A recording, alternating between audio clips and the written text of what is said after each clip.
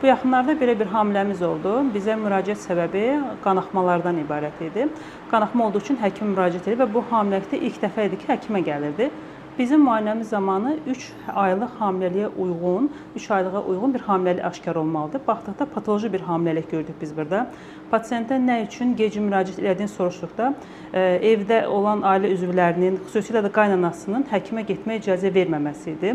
Onlar düşünürlər ki, bu zərərlidir və onların vaxtında ultrasəs müayinəsi yox idi və sağlam uşaqlar doğulurdu. Artıq indi illər keçir, zaman keçir, müasir texnologiyalar inkişaf edib və patoloji hamilələri daha biz erkən aşkarlaya bilirik. Və biz müayinə elədiyimiz zaman gördük ki, 3 aylıq hamiləliyə uyğun uşağın başı inkişaf eləməmişdi. Yəni kəllə sümükləri formalaşmamışdı və beyin toxuması şəffaf bir şəkildə amniyomayesin içərisində üzürdü.